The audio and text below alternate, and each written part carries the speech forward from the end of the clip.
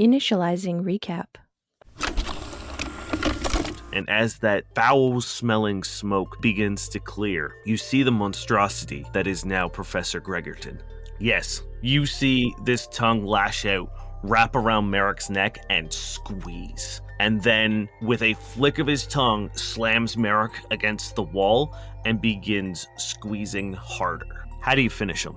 Oh, fuck yes! So, once again, Merrick, like, with sand between his toes, is feeling in this dire situation where he almost died. Like, he's just bringing forth this energy, feeling this, I'm assuming, a giant heat lamp on the back of his head, invigorating him. It's probably the most beautiful supernova you've ever seen him make. Like, it just erupts the purest form as he just, like, the back of his head just gets incinerated. Is there any indication on what they did plan to do with his research, like Kazral's eyes? It seems like they are building an army. It's a contract for the three of you, and it seems to be sent out en masse. Cool. Cool. While the liquid itself isn't alive, there is a psychic resonance within it. It's not unlike the instincts of an animal that knows when to hibernate. It seems to have a hard-coded message in it. It says a message, and one that you've heard before.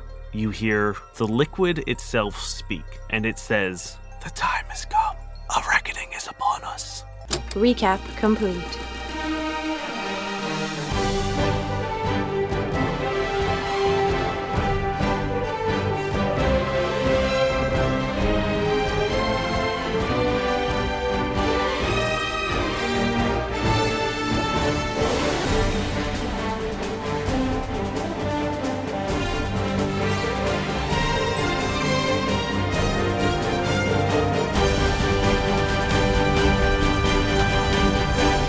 Hello and welcome back to another exciting episode of No Quest for the Wicked. Gentlemen, I have two questions for you. Ooh. Are they going to be different this time?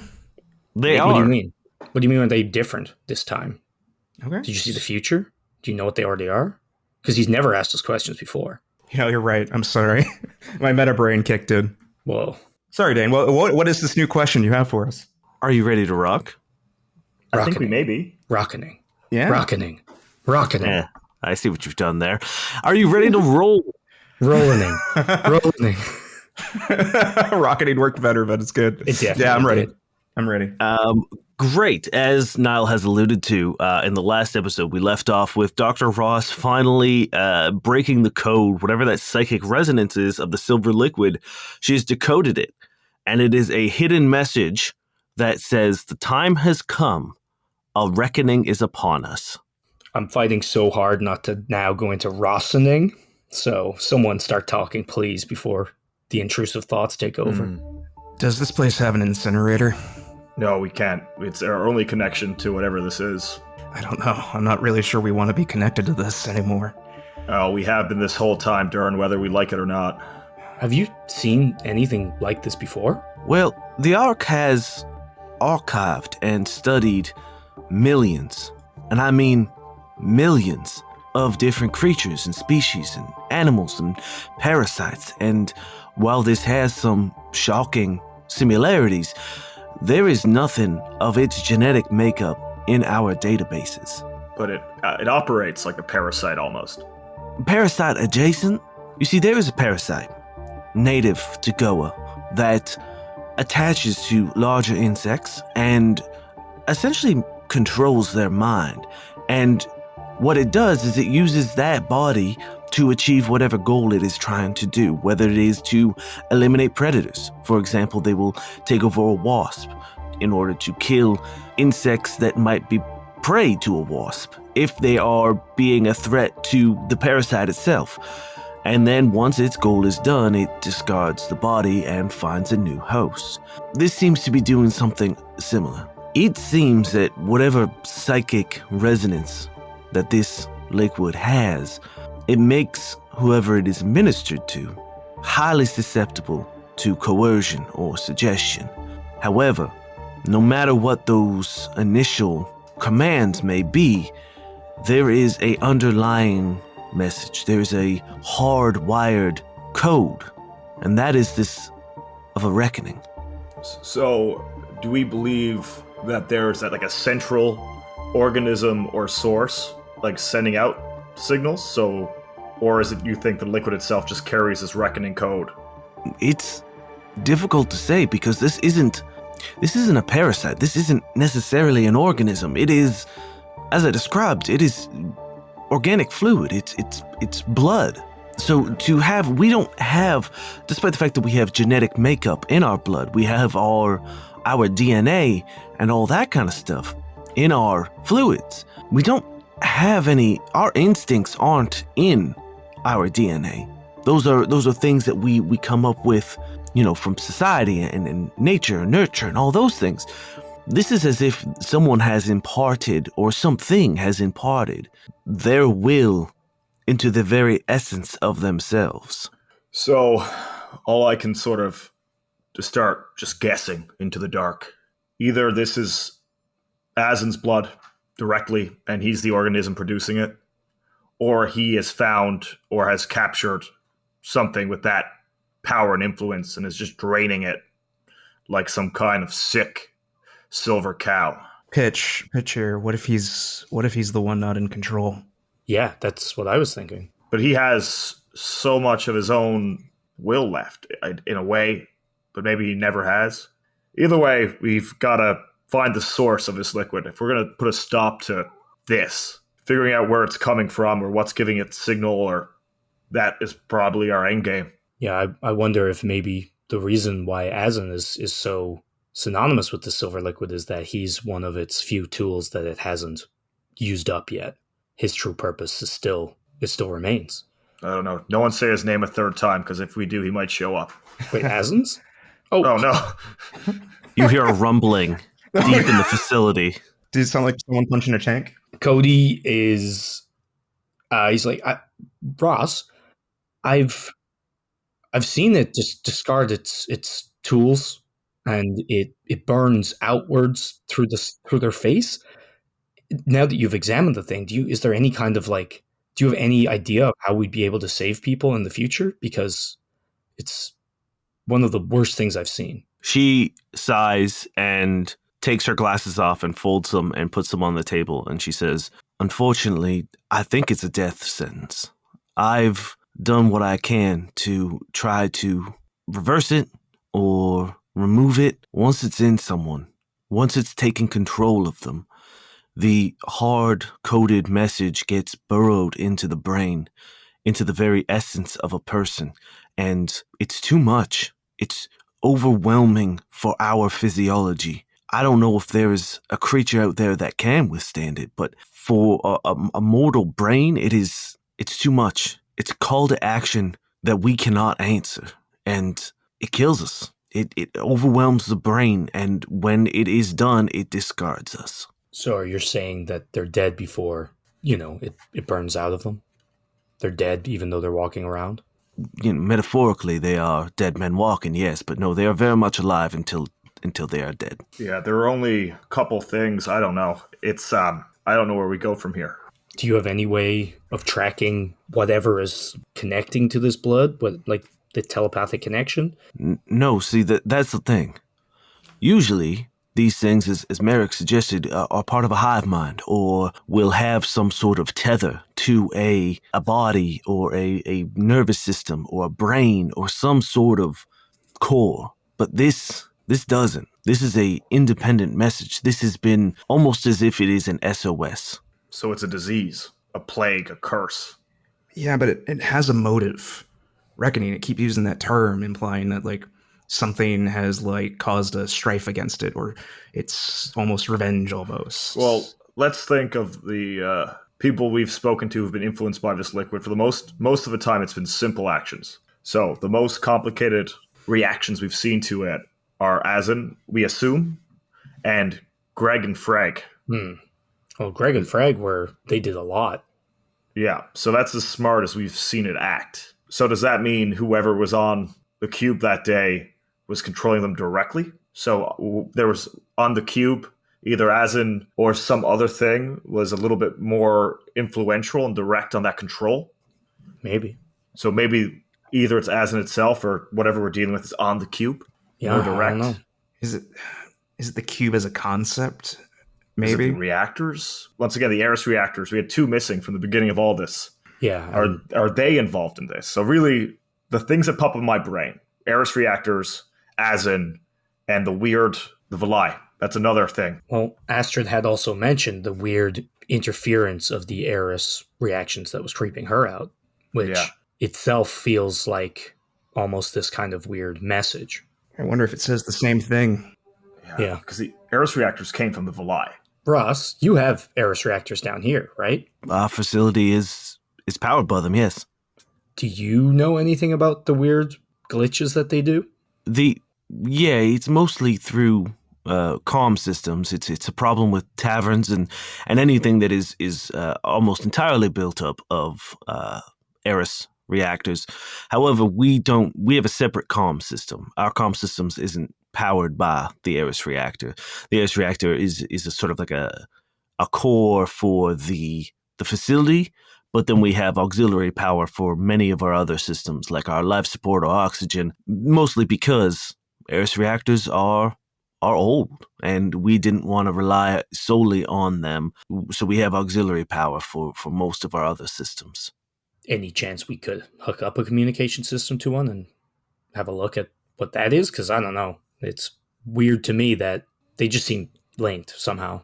We could certainly head down to the reactor room and activate the comms, like the original comms from the first tavern. Let's take the liquid for us and just keep it nearby to see if it also reacts to the reactor. Yeah.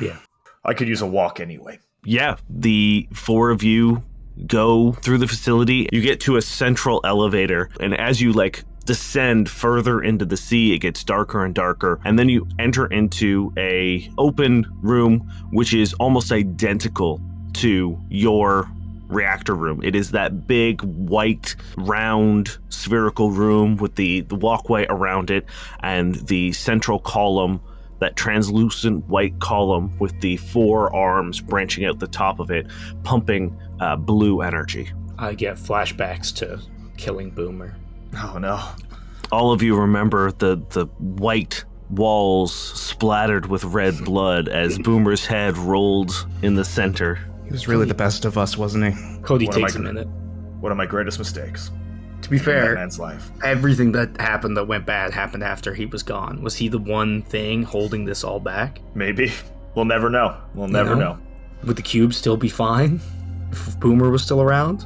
We'll never find out. So once the elevator opens up, Ross walks across the walkway to the central column. She types in a few things, and you hear a couple of systems power up and and there's nothing, just the hum of the reactor. Is the liquid doing anything? You take a look at it, and it's just sitting in the vial. Now, do you have any ideas, just while we wait, to see if anything happens? Do you know where to go next with this? You were kind of our hope. I've spoken to Astrid. She thinks she might have a lead, but she's just crossing the T's, dotting her I's. She didn't want to say over communications, obviously for fear of prying eyes. Until then, once you're topside, I think Astrid has a plan, or at least some direction. I'm just going to sit here for a while and meditate with the reactor. If you want to stay around and see if anything changes, be my guest. I'm with you. I want to keep an eye on this. Ross looks and says, well, I'd be an awful shit scientist if I didn't stay around and be part of the experiment then. And she walks over to the edge of one of the railings and sits down and dangles her feet. I will give you guys an opportunity if any of you'd like to have a conversation with each other about anything. Now would be a great time to do it. Otherwise, we can move forward. Durrin doesn't have anything, I don't think. Cody's just gonna sit down and head against the central column, just lean back because he's tired. Yeah, Merrick's going to take out an old notebook and just start going through it. There just has to be a connection between Asin and this. I was around him. When did it change? What changed? It's about 2 hours later, and Ross stands up and she says, well, gentlemen, I feel like our efforts could be more usefully directed elsewhere. What I will do is set up some surveillance devices in here, audio recorders, attach them to the comm system. We'll leave them active. It won't be a drain on the facility, so that won't be a problem. It's just something we never really needed because, we didn't use them. But we will keep them active and monitor anything that may be broadcasted out, if that is satisfactory to y'all. Yeah, of course. Before we go, reckoning? He just looks from the liquid to the comms. Reckoning? She smiles and she says, Nope. I appreciate the blunt effort, but I believe it might be a little more complex than that, Cody. Hey, you gotta try. That is science in a nutshell, yes. Now we can tick that theory off. There we go. As you guys are making your way to the elevator to leave, everyone give me a perception check, please. Ooh. 1. Cody's really proud of himself for being a scientist, so he's just strutting. 23. Okay, Durrin? 23 as well. Okay. You're waiting for the elevator to come back down.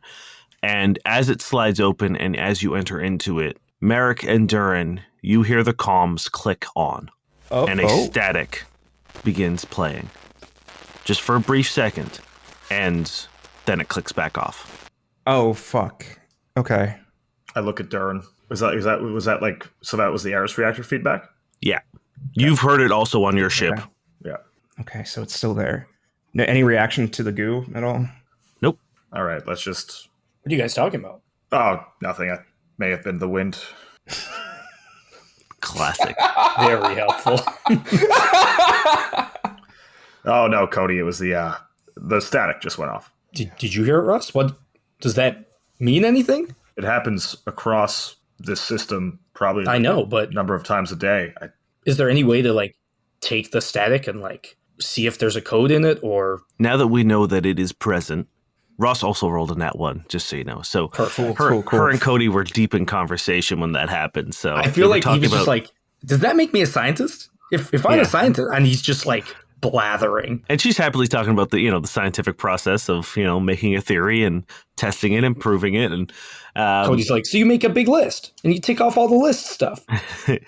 now that we know that it is here, we will set up recording devices and we can see if there is a message, if it's try to figure out frequency and how often it happens and how long it happens and see if there is anything we can discern from it. I mean, has no one really looked into this before? If it's been happening for ever since these reactors have existed, has no one looked into it before? Oh, that's a tavern guild. You can ask Asgard. I don't really. I'm a biologist. I don't work on ships, but I imagine that yes, it has been looked into in some regard. Okay. Well, I've got a feeling that if it is some kind of message, it could be in a language we don't know. Because it could be in whatever language the VIII spoke. A very good guess, yeah. But I will. I'll get Link and some other people down here setting up some monitoring information, and I will keep in contact with Astrid in what I find. Thank you, Ross, for everything. We really appreciate it. It's been my pleasure. So as Niall asked earlier, I will now give you guys a chance to go somewhere in the Ark. You have a couple hours before your shuttle comes and picks you up to bring you back topside. So if there's anything else you'd like to do on the facility, now would be your chance. I know what I want to do. Go right ahead, Cody. Yeah. I want to go to the Mazo Botanical Gardens. Sure. I don't know if we want to do that now or talk to the other guys or whatever, but No, we can do that now. sure. Yeah, I guess once we're back, Cody's just going to excuse himself and wander down, maybe take a coffee or whatever. And it looks like the gardens, right, on the estate. Almost exactly, yes. So I think he's just going to breathe it in for a bit, do a wander and just explore kind of that. But there is one tree that him and Alpha used to hang out under where they carved their name into it back when Alpha was young with a knife. And it just says Cody and Alpha was here, WUZ. Mm-hmm. And he's going to go find that tree and carve that into the tree. You make your way to where this tree was, and it's not there. Instead, it is a statue of a young Mazo, similar in age to what you saw in the picture of the Eris team at the tavern HQ. And it is him standing with a woman that he is got his arms around, and she is gorgeous, a beautiful woman about the same age, with thick curly hair and a bright, warm smile. And at the bottom is a plaque. It says Jalen Mazo and Helena Mazo. This garden is dedicated in her honor, and it said loving wife, devoted philanthropist, and then the dates in which she died. Do I remember her at all? You have never seen this woman in your life, and she is not blanked out. Underneath, you see pictures of the flowers that are planted in this beautiful arrangement and display. And it says, this display features Helena's favorite flower, the dahlia. The dahlia? Does that mean anything to me? You guys found records of a project called Project Dahlia. Ah, yes. I don't know. It's probably unrelated. Yeah, I guess I'll make a note of that, and I will find the nearest tree and carve Cody and Alpha was here. Cool. You can see one of the ARC facility people look at you and give you kind of a dirty look for vandalizing, but they know you saved the day, so they let it slide. I give him a thumbs up. They give you an uncomfortable thumbs up back. I give him a second one. I leave the knife stuck in the tree. He tries to give you a second one but he's holding a rake, so it's difficult to balance. That's enough for me. I finished carving it. Yeah, I think I'm just gonna sit there and enjoy the garden for a bit. Sure. And by that I mean probably not enjoy it as well. I feel like it's very conflicting for him, especially with the one tree he wanted to see gone. That, I think, hurts. Merrick, Durrin, is there anything you'd like to do on the facility? Merrick is just gonna, I think, just take some time going between the biomes, just to sort of, take it in, see different climates. Definitely not going to the Arctic one, but the rest of them. Sure. No, I can't imagine Durrin doing anything else besides maybe either chill in his room or go into one of the biomes and just Come with me for a walk, Durrin. hey, I got time. Let's do it. Cool. And yeah, I'll you guys walk around with Merrick. That sounds good. Yeah, you guys just take a stroll, and it's quite nice. Now that you guys don't have impending doom or anything immediately actively trying to kill you, it's nice to get away into some nature. And then finally, your comms ping, and you hear Link on the other side, and it's like, guys, if you're all set, the transport's here to pick you up, bring it back topside. Thank you, Link. We'll be right there. And you guys meet back in that loading bay where you were first dropped off. But this time it is not the ship or the pilot that originally dropped you off. It is a Ministry of Defense ship. Oy. Is the mech? It is not a mech, no. It is a similar submarine, but more heavily armored and heavily armed, as well as some heavily armed guards as well. Are we being arrested again? How our days have been going, it wouldn't be too off. Quick, plead the fifth. It's a Kasatha and Vesk and Yosoki sort of 3-man squadron, and the Yosoki walks up and he's like, no. Just considering the circumstances, we wanted to make sure that you were collected and brought back safely. Well, all right. Is there an ominous undertone to what he's saying? Yeah, how ominous is that? Because that could be real ominous. Hey, sense give you sense motive. Sense Only there motive. was a skill for that. 12. Cody's just walking towards the ship. He's thoroughly accepting. 36. Yeah, you could tell that these guys are not being shady at all. Okay. 36. All right, yeah, we just get on the ship. We don't need to drag this out any longer. Yeah, with that paranoia. As the doors close, they draw their weapons. They rolled a 37 bluff. Damn it! The doors close, and you guys begin your ascension back up to the surface. It's a fairly quiet ride. They're not exactly chatty. They're just kind of chilling, waiting. And once again, you dock at a Ministry of Defense port, and you're let out. You're escorted to the gates and are released back into Therum. Thanks, guys. Okay, I say we quickly go check on the ship, make sure everyone's okay, Yeah. and then we should go see Astrid as soon as we can. Yeah. Astrid's definitely on top of the list because, man, yeah, let's go.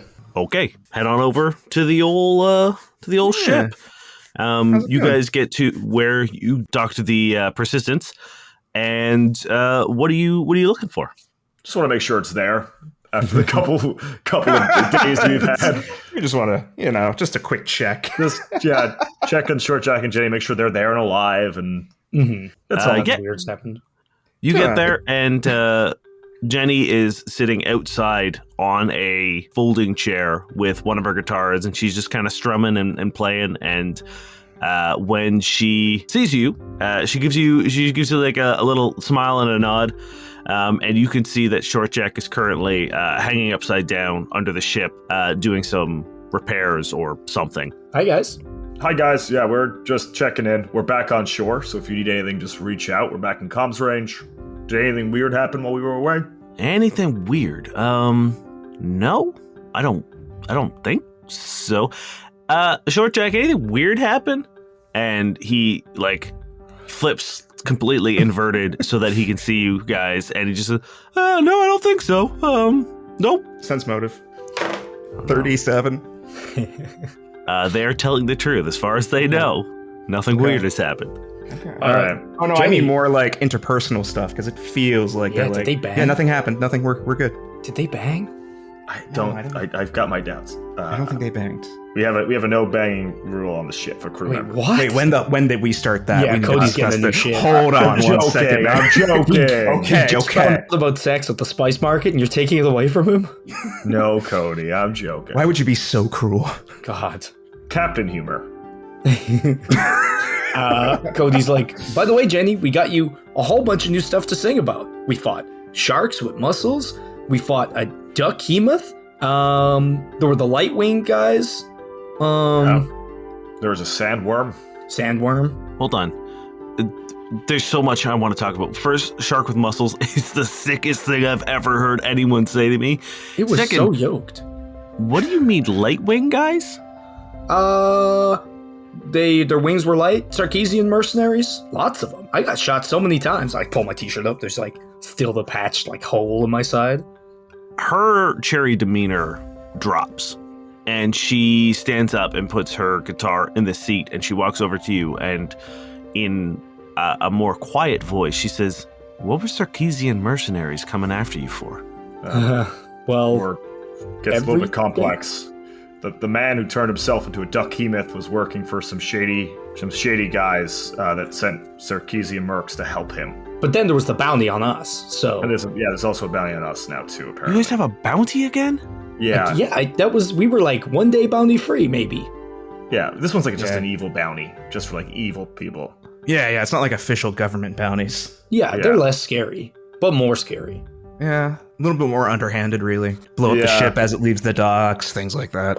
That's Yeah, why we just- were asking about weird stuff. Yeah, Yeah, no, so far, so good. You guys need to be careful. And never mind, we'll talk about it later. But just watch your backs, okay? Yeah. Do you know much about Sarkeesian mercenaries? You seem pretty worried.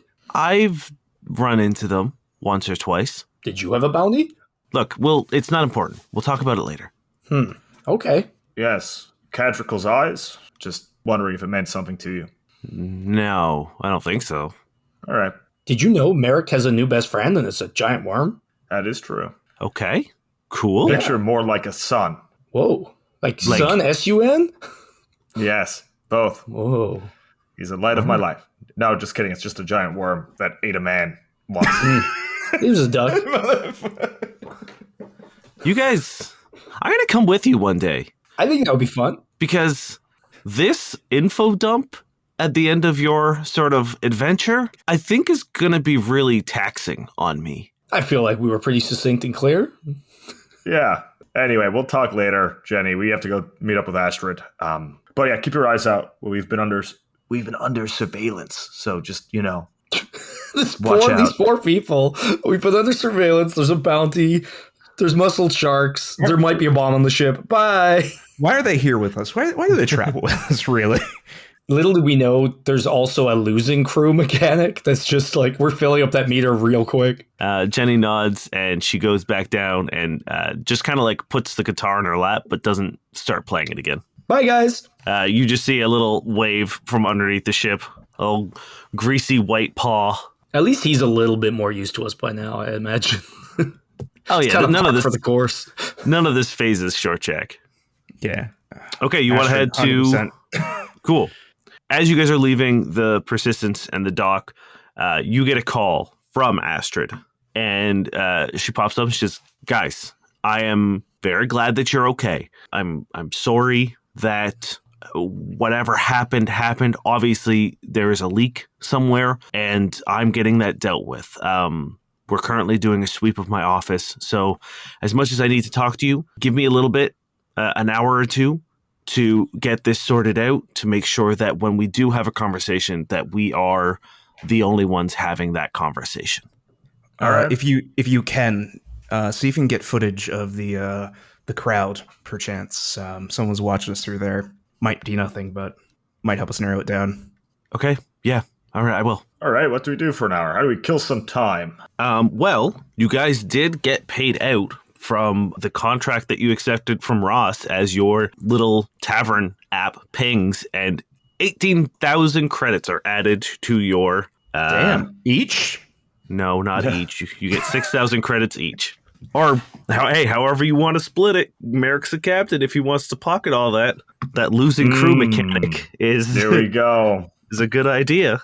More captain humor. Is that how Captain Humor works? Whenever Merrick does something unsavory, he just says unethical. it's captain humor.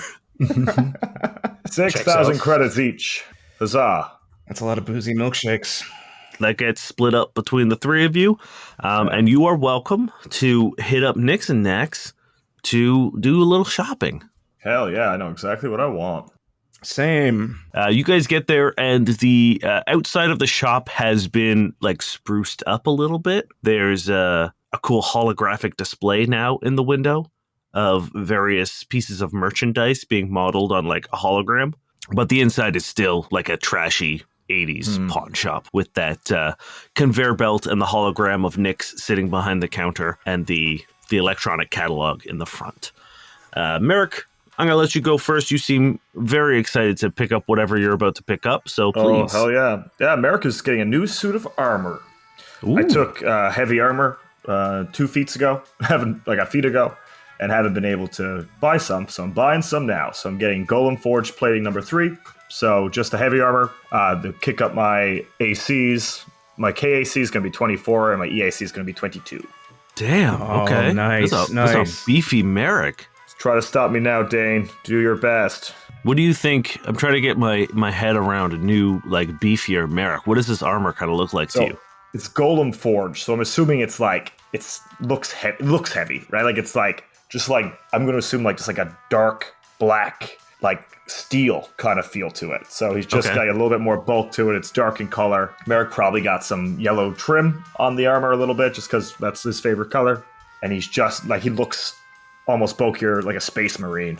Okay, cool. But not as intense as like power armor, obviously. But yeah, Durrin, Yeah. it's your time to hit the catalog. What are you picking up? Oh, I'm gonna follow the same theme. I am picking up some new armor, a D suit Mark II. Okay. And the way I imagine it is like Durrin's very utilitarian in a lot of ways, and it's just it's purpose over its function over like looks. So it's very utilitarian, very much just it doesn't streamline. It just looks like just very generic, I guess. Yeah, I mean that checks out for Durrin. I get it. Yeah, and it bumps my ACs to 23 and 24 respectively. Damn. how's your AC better, as good as me? That's insane. That's And you have insane. better armor than us with light armor. Because he's a dex bonus, baby. Yes. Yeah, I get Yeah. +5 to any of this shit. So yeah, it's pretty good. I keep being like, why are you saying ACs? And then I remember there are 2 ACs. So, Yep. Yes. And finally, Cody, it's your time up at the catalog. Yeah, also gonna get some armor. Nice. It's So the theme I'm gonna- of the day. Yeah. I can't afford any weapons. I'm gonna get an Aeonaut suit, Explorer edition. And I imagine it looks kind of like leather armor, like almost like a archaeologist, kind of like leather explorer vibe going on. Mm-hmm. And yeah, I get that. And it's going to also push my AC up to 22 and 24 for EAC, KAC. So me and Merrick are going to be the same. and I am going to put a upgrade in one of its slots as well. Ooh, what's the upgrade? Juggernaut boosters. God damn, you're like just leaning into the Juggernaut, huh? I know, right? It's fun. That's cool. What does Juggernaut Booster do?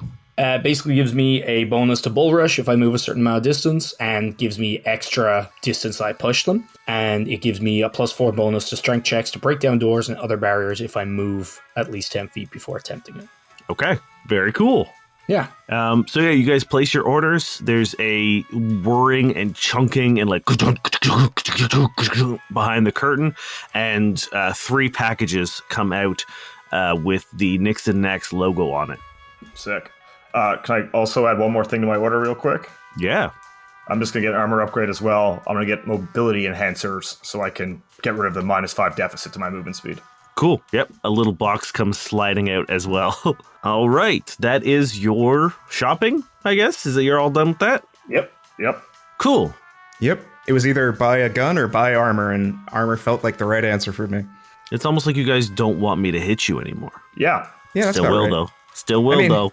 Hey, it was level 3 armor for a long time. I'm up to level 7 armor now. Same, Nice. I'm on level 6. As you are leaving, Durrin, you get a message from Thimble Yep. asking you to meet at the House of Muses gardens. Okay. What is the House of Muses Gardens? is this If place? you want to give me a culture check, you might know I what the can't. House of... Well, then you have no idea what that is. Cool. You can Google Maps it. You can space Google Maps it. Could ask Cody. No. Lads, I got to go take care of something. I'll see you later. I get in the battle position. You need help?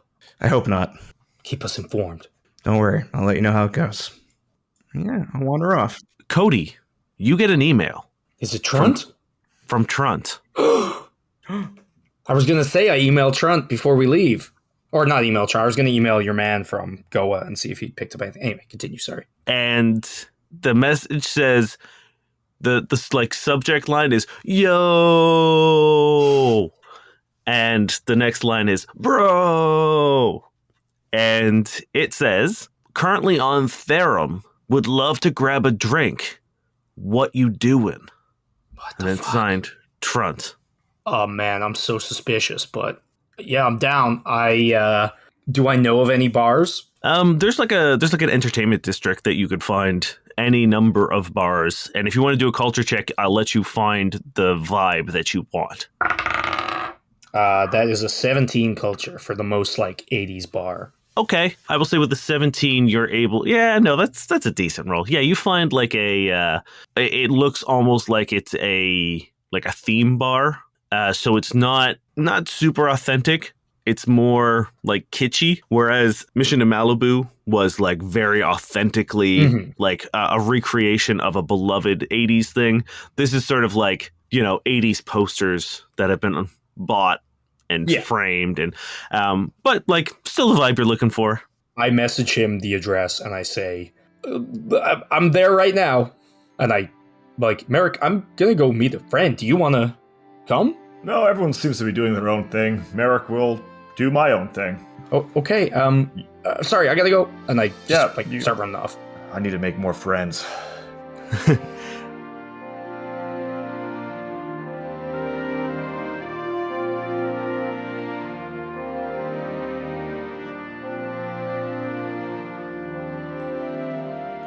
Hello, Space GM Dane here to do the things.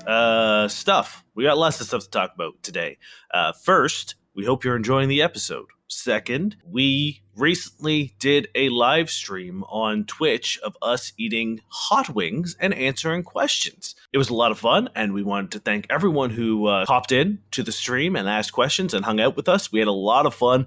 It was a blast for us, so thank you very much for making that a fun time. If you'd like to see the video of said Hot Wings Challenge, it's currently on our Patreon. It's accessible to all tiers, and we will be releasing it out into the wild at some point in time, but we wanted to give our patrons first exclusive access to it before releasing it publicly. We have 3 tiers available at the Patreon. The first is Cody's new BFF. With that, you get access to the Patreon exclusive Discord channel, and you get an exclusive Discord role. The next tier is Paige and Merrick's book, Once again, you get all the Discord benefits, and you also get voting rights in upcoming major decisions. So things like naming major NPCs, events in the world, ships, locations, and also major decisions like what kind of video content you want to see us do next, or maybe even deciding what game system we play in future campaigns. And finally, the last tier is Durrin's Respect.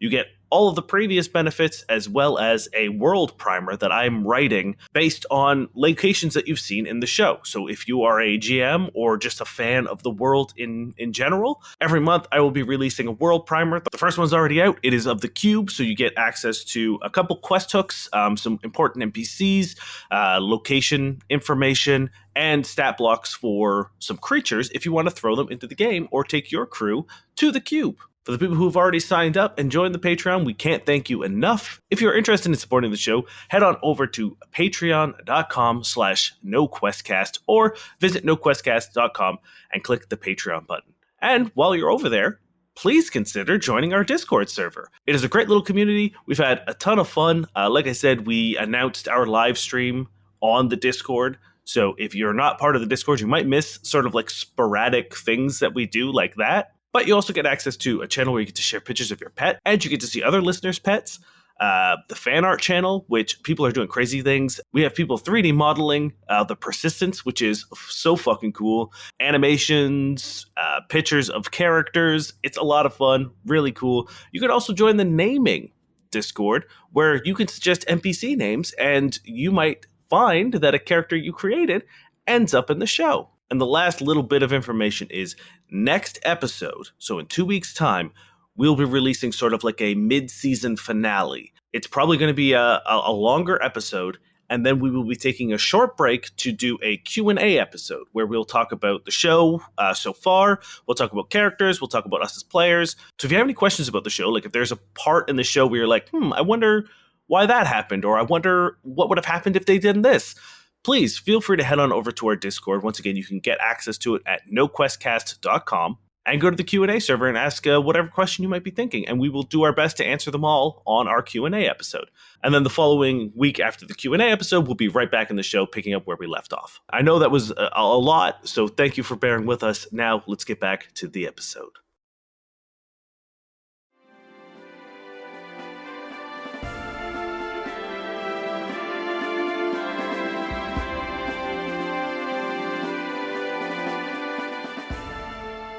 Merrick, as you are left alone, as Durrin goes to see Thimble and Cody meets Trunt, you are walking through the streets of Therum. Please give me a perception check. That's going to be a 19.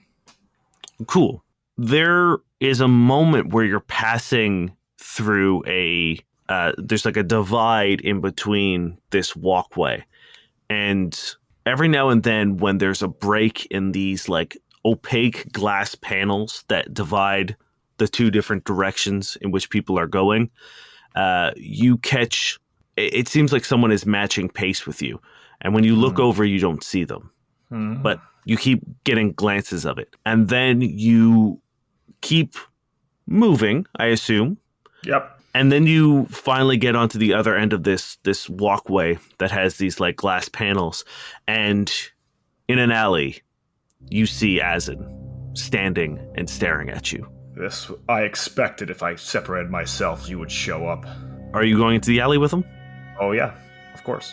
He looks unwell, and not in that sort of feral way that you saw at the cube.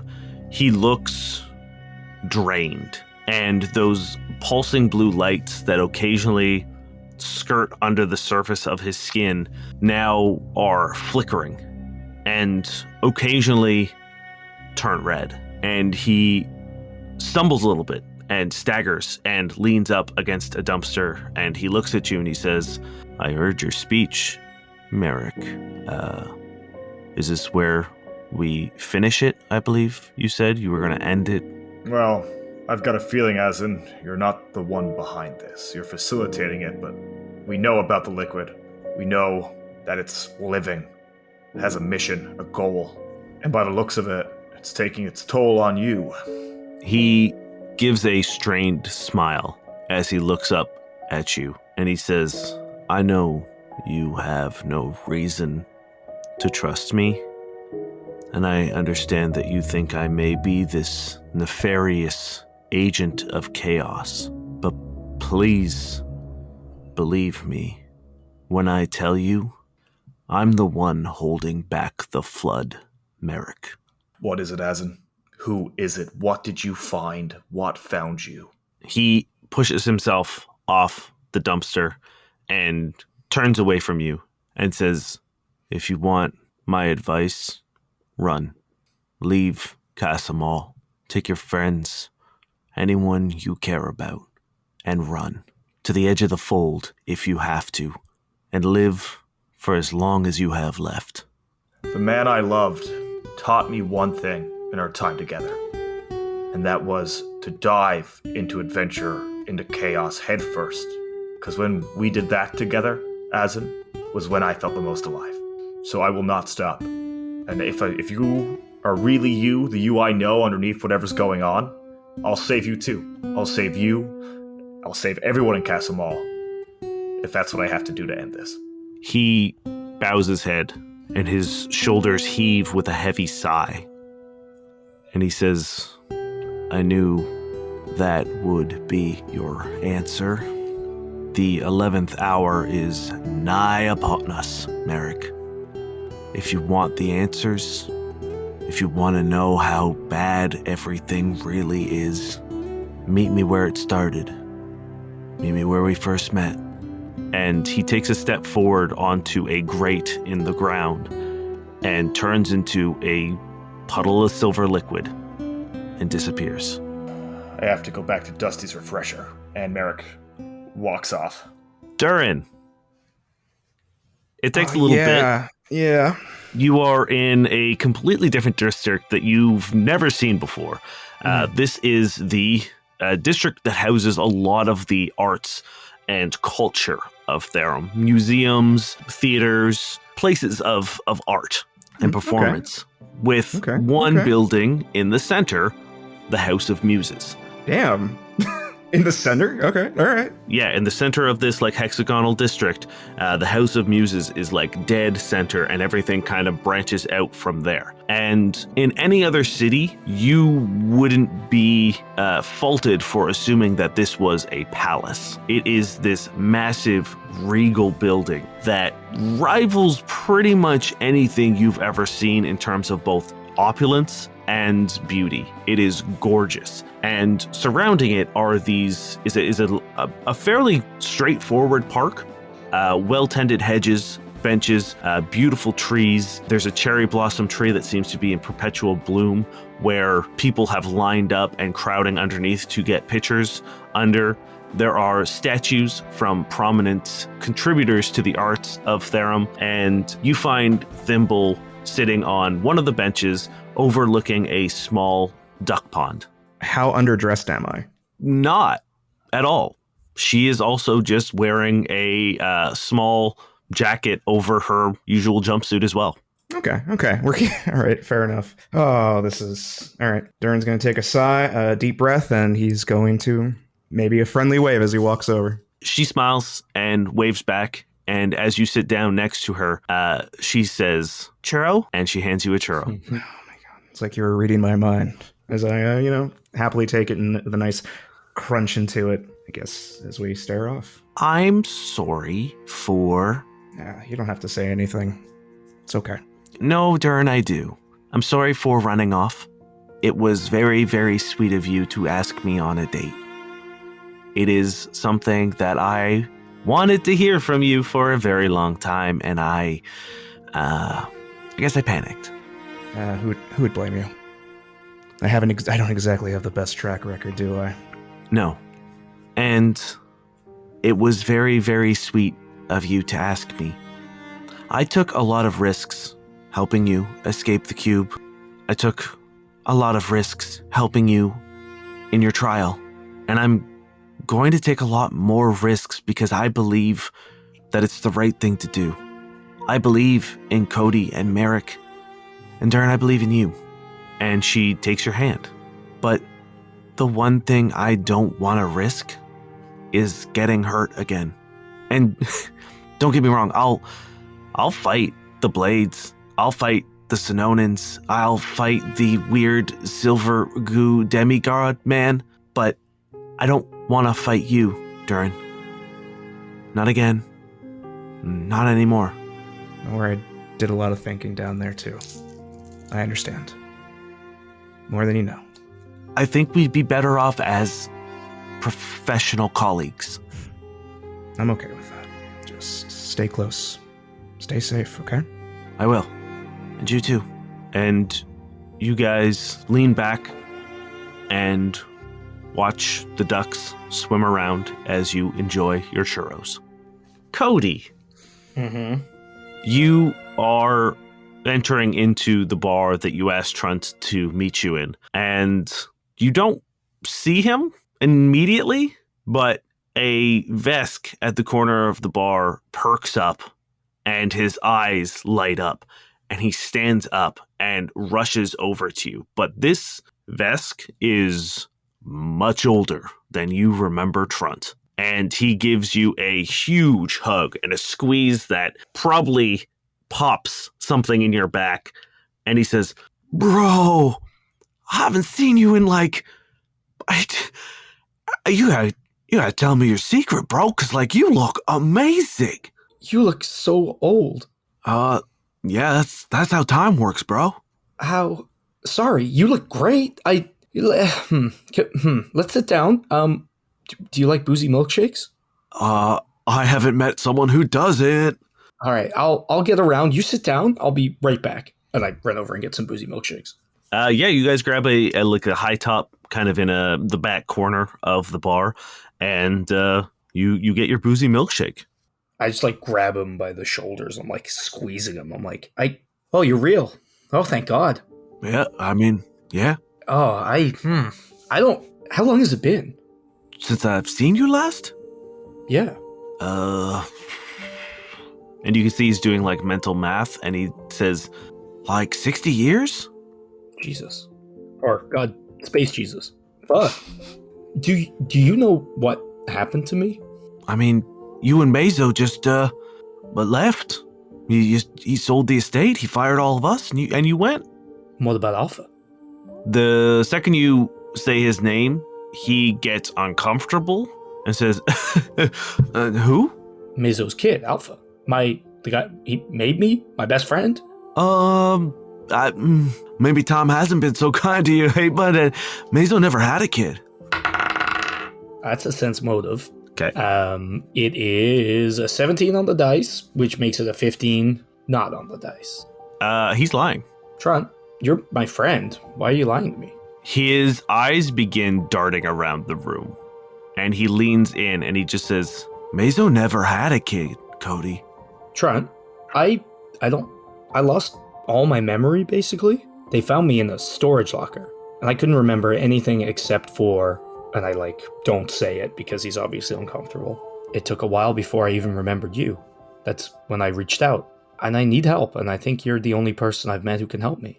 Please. Cody, if I could give you some advice, drop it. You got a second chance. Hey, Cody, drop it. Maybe if you tell me, I'll be able to remember why I should. It was great to see you, bro. I can't believe how great you look. Thank you very much for the drink. Keep in contact, yeah? And he stands up and begins leaving. Please. Okay, we won't talk about that, but what can you tell me? As he walks past you, he gets very close and he says, "Cody, you know that we all signed something, and it's not legal trouble that we get hit with if we break it. People have been killed, bro, and I do not want to be one of them. So please, drop it." Okay, can we talk about something else? He looks around again and nods and sits back down. Have you kept in touch with anybody else? No, I think, no, I haven't really. I've been real busy with my business. How's that been going? Well, I mean, you know better than anyone, there's always a mess to be cleaned up. I guess. And where there's a mess, there's a Trunt, and I got a real good mop. Fair. He reaches across the table and puts his hand on yours, and he says, "I'm sorry, but it's very good to see you." It's, yeah, I you don't know how much it means to see you. I have really good friends, but it just started to feel like it never happened. That I just was, I don't know, going crazy. And it's nice to have one of my old friends here. He takes a very, very, very long slurp of his milkshake, and he says, "It happened." Is Isabella still around? Do you know where she's at? We all kind of drifted. Okay, well, if you see her, and I kind of sign the word for hi, which I don't know if it's just a wave. He signs back, "I'll let her know you said hi." Yeah, and I guess like Cody would press him for what information he can and just kind of like relish that. Obviously, he's very upset that he can't talk anymore, but like he's not going to push it if Trent is either going to leave or be hurt or be more upset. Yeah, you guys spend the next little bit like catching up. Like you're not getting answers, but you're filling in like gaps, or like it's probably the most normal it's felt to talk about your past because you guys are reminiscing about, you know, things that you guys did together and so on and so forth. But unfortunately, the search for answers is not happening here. Mm-hmm. I feel like Cody's like, wait, you had to clear up the splinters every time I kicked the door? Damn. Alpha told me it just happened. Or I'm like, Alpha, I mean, I was told it just happened. Wink. You guys do that for a little bit. Merrick, Durrin, Cody, you guys all eventually reconvene together. But as you do, Cody, you get another message from Cyrus on Goa. And it says, "I have a lead. There is no trace of Alpha anywhere. And no trace of Mazo ever having a son. But I found some people who used to work at the estate with you. There's a man named Shane on Usaron." That was the Shears guy, right?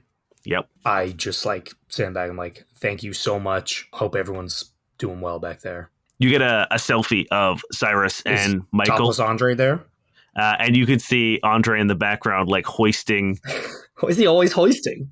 He's rebuilding Goa or Kaya. We didn't fuck it up that bad. It's got to be fine by now, right? I don't know if you remember, but there was a fucking elephant. Massively joking. I remember the elephant. I killed it. Yeah, you could see Andre in the background, and there's still a crowd around him as well. Hashtag drool emoji send. I'm going to take a selfie with the boys and Jenny and Short Jack and send it on. Sure.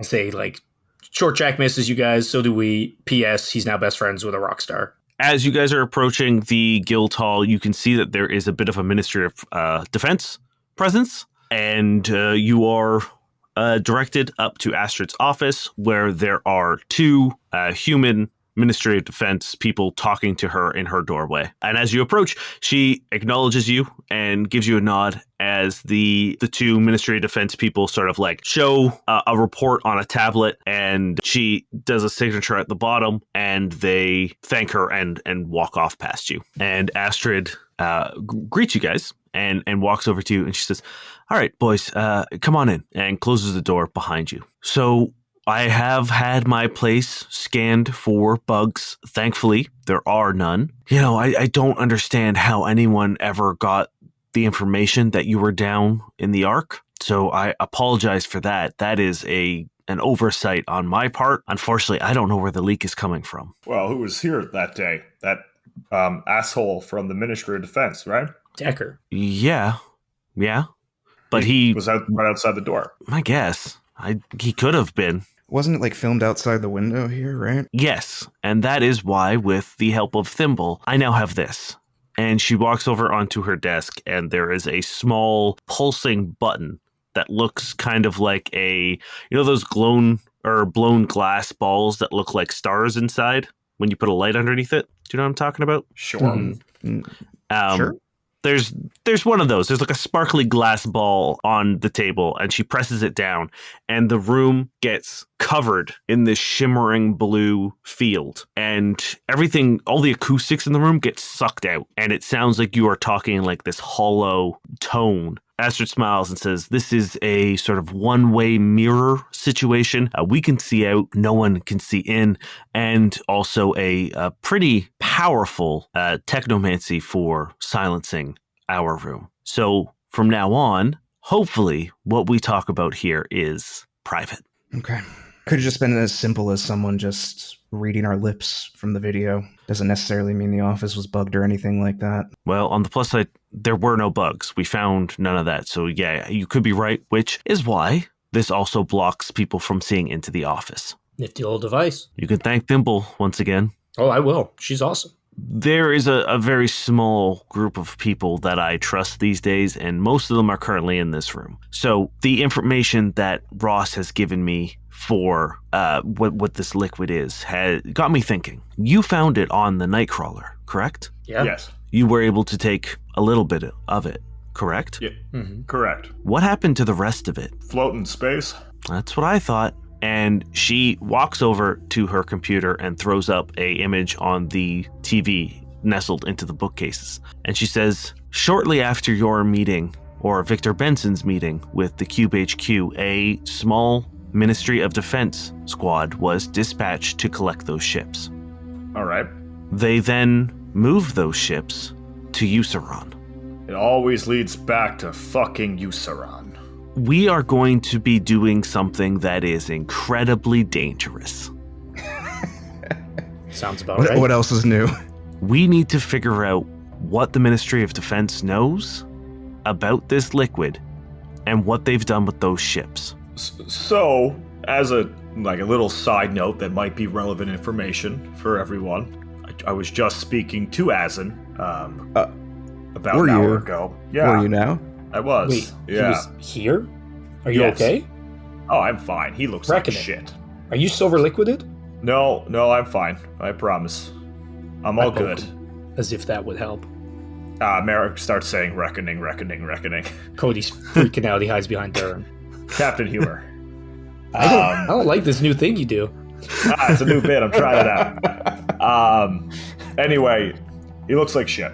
And honestly, if I wanted to try to take him out at the time, there was a chance maybe I could have. But he said a couple of things that were very interesting and meant me no harm. But the one thing he did tell me to do, if we want to see this to its end, if we want to see the true purpose of what's happening right now, he said to go to Useron.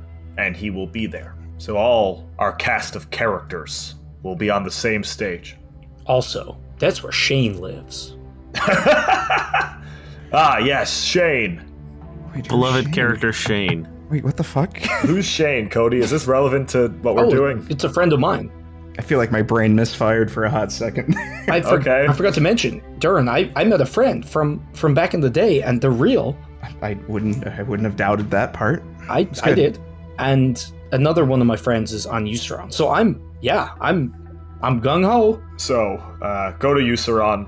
I will meet with Azin, and then we'll go start a war with the government. Well, I think that is actively what we're going to try to avoid, Merrick. Okay. This is going to be a mission of espionage. Oh, no. I look at Durrin. Okay, great. And we don't need to do anything wild. We just need to know where they brought them, if we can figure out what they did with the liquid after they brought it back. Because for all we know, this could be just entirely gross incompetence. They could have accidentally let this silver liquid fall into the hands of someone who knows how to use it. It might be able to be used on its own. We don't know. Or the silver liquid has now taken over an entire defense contract site. That's also something we should probably be aware of. Well, it's always been Useron. That's where I met Azin first. So, why was he there? I've been saying this, I've said this a couple of times, I've been trying to get back there. Why was it there?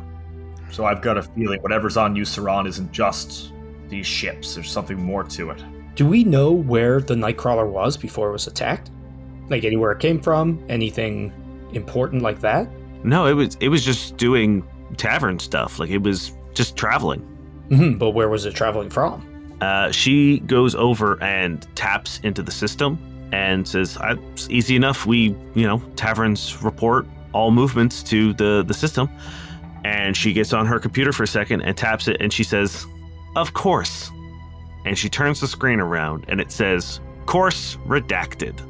From you? Aren't you the guildmaster? How is it redacted from you? There is one branch of the Federation of Councils that has the right to redact for other branches. I wonder if it's the Ministry of Defense. That is a point for Cody. Yay! Am I winning? At this point, Cody, I think we're all pretty fucked. Also par for the course. And no way you can remove the redaction at all. I can submit a formal request, and honestly, I feel like we would probably be able to get it removed, but again, bureaucracy is a wonderful thing, and red tape takes time to cut through. So I can do my best to get this removed. We could also just leave it, because I feel like looking into this might tip off what we are looking into. No, I agree on that. Any No point in it. Any chance you can get us on site without us having to do illegal things that might just end up with us being arrested again? So again, this is the conundrum we currently find ourselves in, is I could go through bureaucratic channels and see if I can get this information plainly. But if the Ministry of Defense is doing something shady that they don't want to know about, all I've done is given them chances to move the ships, cover their tracks. It's a risk. We could take it if you want. We can play it safe, but this is our moment of they don't know what we know that they know. Mm-hmm. Well, with a crack lawyer like you, I think we'll be okay if we get arrested. And hey, we got Durrin. He's sneaky as fuck. As it said, that the 11th hour is almost here. So, red tape, whatever, bureaucracy, all that bullshit, we're done with it. We're going to play fast and hard.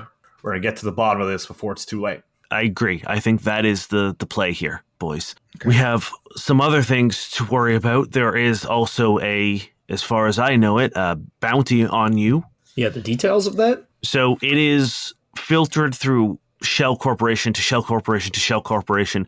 Where it originated from is nearly impossible to track down, but it seems to be system-wide and it seems to be open. So you're going to have people coming after you.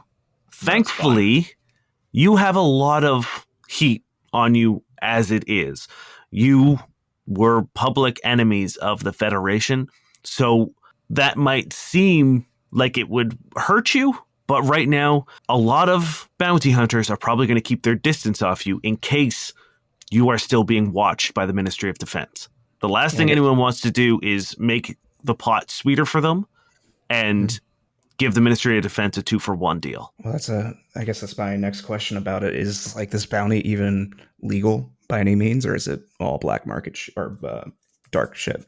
Oh no, this is dark web for sure. Yeah, okay. This is an illegal contract being put out to literally hired assassins. Yeah. Okay, just making sure. Again, we can get the Ministry of Defense involved, but that just puts eyes on you, which I feel like is not what we want right now. Astrid stands up again and says, "Oh, I forgot." She reaches into her desk and pulls out a card, or like a little data card, and she hands it to you. And she says, "Decker popped in and gave you some information. You wanted to know the names of the ships that attacked the prison transport that killed your friends. Here they are." And it is a ship called the Dyson, a ship called the Horizon, and a ship called the Acier. How'd you spell that? Aceier. Acier. And those are all Sonoran ships, right? Those are all Sonoran ships, yes. Astrid, while we have you, the signals that come like through the reactors and things like that, has anyone done any like in-depth research on it? Oh, you're looking at her. Those things drove me fucking crazy. I hated them. They freaked the shit out of me. And if I'm being honest, I think they played a very big role in why my father disappeared. Oh. Why? Did he ever talk about them? Not specifically. I mean, anyone who's ever been on a tavern or an Eris ship has struggled with them. It takes a really simple reboot. All you have to do is cycle the communication systems and it clears it up for a certain amount of time, but they always come back. But towards the end, when my father disappeared, he didn't cycle his ship. He let them glitch. He frequently made reference to a call. Not a reckoning, right? No, he never talked about a reckoning. And we're sure that the old guildmaster that I witnessed die was there just for a vacation. As far as I know, yeah, Does he have any files or books or things that he left behind that we can maybe go through just to see if there's a connection? Yes, I will have whatever I can get sent over to the Persistence. Thank you, Astrid. I guess we'll be leaving for Usaran as soon as we can. Yeah. if you could send us over any information about the Ministry of Defense base that you have, that would be good. I mean, that one will be a little more difficult, but I'll see what kind of magic I can pull. I still have a few favors I can call in, but at this point in time, I'm going to start owing some favors. I've spent some time on Usaran. I know where the base is, at the very least. That's step one. That's a start, yeah. Did you have a chance to look through that the crowd footage at all? We definitely know someone was courting us from there, and maybe we can pinpoint who it was, or at least the area they were. I've got some people on it. Thimble's taken a look at it as well, but a crowd of people with any number of them could have had cameras in ocular slots. It's difficult to tell. I mean, who knows? But we're scanning through the footage as best we can. Like I said, Thimble is taking a look at it. Her technomancy is surprisingly potent. So if someone can crack it, it'll be Thimble. Yeah. Okay. If you have no more questions for Astrid, you are welcome to head out. Oh, well, did she say what the results of her studies were in the weird signal that's coming from the reactor? Did she? Because I don't think she wrapped that up. More so, just her father was obsessed with it. Yeah, with the signal is for all intents and purposes, it's just a malfunction. It's a glitch. I've looked through, I've tried to figure out why or any sort of pattern, or I've run it through ciphers and translations, but it's nothing. It's just static from a design flaw in the shuttles. I think going to Usaran will solve a lot of our mysteries. So let's just get to it then. Yeah, let's do it. Yeah. I will be working on getting a secure channel set up with Thimble. So if you need to reach out at any point in time, you will be able to do so safely. Thank you, Astrid, for the support, and we will see you again soon. Yeah. We wouldn't even be this far without you. Thank you. It's true. Of course. Good luck. As you guys leave the guild hall, you see Arwen Decker walking towards you down the path of obligation. He gives you a nod. This time he's all done up again. He's got his hair slicked back. He's got his big collar. He is in full sort of, special consultant regalia. And when he meets you, he says, "Good day. I trust Astrid has presented you with the information that I obtained for you." Yes. Thanks for doing that. It's the least that I can do, and I wish there is more that I could.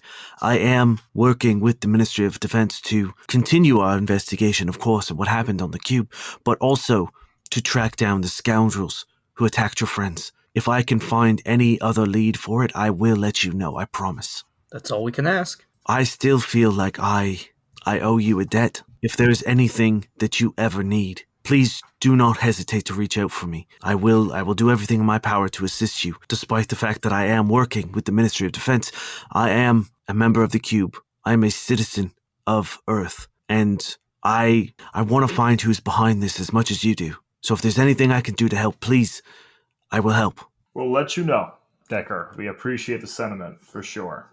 I'm on my way to meet with Astrid as well. We will try to coordinate our efforts together, and unified, we will be stronger. And he puts a hand on your shoulder, Merrick. It gives you a squeeze and like a politician's smile, and gives you and Cody a nod, Durrin, and begins his way back to Astrid, or towards the guild hall. Check your shoulder for bugs. Everyone check your shoulders. I mean, if you want, give me perception checks if you want. That's okay. Cody's definitely going to check where he squeezed on Merrick's shoulder. That is an 18. There is nothing there. He just gave Merrick a friendly squeeze. A little bit more suspicious than anything, isn't it? There's nothing there? Does he even exist? Oh my god. Yeah. Okay. Let's go ship. Yep, ship. Let's go ship. Okay, great. Yeah, you reach the Persistence, and Short Jack comes running out and says, guys, I have real cool news. Are you, we're heading to Usaran, yeah? Shh. Yeah. Yeah. How did you know? Because Astrid just sent me a little message, Okay. and she's got a little something waiting for us when we dock. When we get to Usaran? Mm-hmm. And he's like kind of like bouncing in place. Can you give us a hint? What is it? You seem very excited. Oh, yeah. So you know how I'm hyped to work on an airship? Mm-hmm. Yeah. Well, I'm about to see one of the coolest things that's ever happened in modern technology and engineering, and he turns a little data pad around, and there is a thing at the top that just says requisition confirmed, and there is another Eris shuttle waiting for you at Euceron to be assimilated into the Persistence. Ooh. We're getting double ship. Oh shit, that's cool. Like I'm imagining like Firefly style, right? Where like it has a ship that detaches. More so in the sense that this is going to upgrade your ship and give you more BP and stuff. Okay. We'll take it. Hell yeah. More horsepower, right? And I'm looking through it as well. How much beat do you think you can get out of this guy? I mean, it depends on what kind of engine we put on it. It is the possibilities endless. If we keep finding Eris shuttles, or if Astra can keep getting her hands on them, we could make this bad boy the fastest ship in the verse. Amazing. What about guns? Got guns? We could get so many guns. Oh, I'm so excited. Let's get to fucking Euceron. You guys get in the ship and begin powering it up. And without a doubt, all of the comms begin squealing. Oh, good. Everyone, please give me a fortitude save. Oh, that's not good. Not good. I got a 20. I got a 10. 15. Okay. Merrick, Durrin, you begin getting like hazy for a second. And it's hard to keep your eyes open with how ear-piercing this noise is. And Cody, behind you, you hear thump, thump as Merrick and Durrin pass out. Oh, fuck. What the fuck? I like run over and are Short Jack and Jenny good? Yes. You can see both of them. They like Short Jack is on his knees with his ears like pulled down over his head and like adorable. Wrapped around, and Jenny is against the bar holding one of her ears, but you can tell that like this noise for Jenny isn't particularly strange. Jenny just pops earplugs in and just casually standing there like, what? The feedback? But Merrick and Durrin have completely blacked out. Oh shit. Recovery position. And I gotta go get water and splash him in the face. By the time you've gone to the bar, the squealing has stopped, and Merrick, Durrin, you are back conscious. It just kind of felt, it was like a 30-second tops, but you have regained consciousness. It's going to be a problem if that happens every time we turn on the ship. You guys okay? Yes. Yeah, just a little nap. Just tired. Yeah, we were just both tired at the same time. Definitely not because we passed out. I'm not that dumb, guys. Take a seat. I'll get water, beer, whiskey. Whiskey, please. Durrin? Yeah, I'll take the same. Okay. It's a lot. Fucking run. I'm a nimble juggernaut. It's cool as hell. You are a nimble juggernaut. You like hop over the bar, like slide over the top of it. Jenny's already poured herself a glass and is handing you the bottle. Short Jack is looking very upset and confused. And he says, we've had like the glitches before, like we had the static, but that was not nice. That was not nice. Did you guys hear or see anything when you went down? No, but the fact that it's that strong and affecting us is very concerning. Yeah, not good. All we can do is move forward. I'm gonna take a look at like the old comm system, and at the very least, I'm gonna see if I can put a decibel limiter on everything so that if it ever gets that loud again, a like auxiliary system will take over and dampen the noise so that we do not get that ever again. That sounds good. Did it feel like screaming to anyone else? I just turned off my ears. Yes, it did sound like screaming to me. It was just pure volume. Yeah, it takes like maybe 10 minutes, and after that, everything has worn off. You feel completely normal, Durrin and Merrick. You're back to normal shape. Yeah, Durrin's going to do a once-over of engineering as we're traveling or before we go. Okay, yeah, give me an engineering check then. Yeah, just a casual look through. I think Cody will help you out with that, actually. I got a 36. I got a nat 20 for 29. Cool. Using my brand new ability, well, not brand new, but I haven't got to use it yet, my Lone Wolf ability, where I can use half my piloting check as any ship-related check.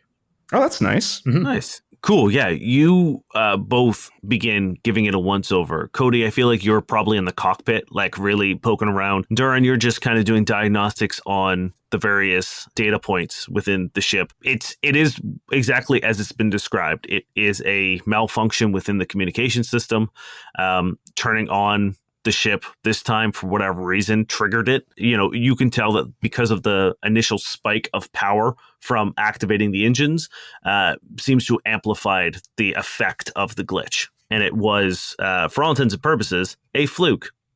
Uh-huh. Sure. Yeah, right. Okay, cool. That's what your skills are telling you, boys. Uh-huh.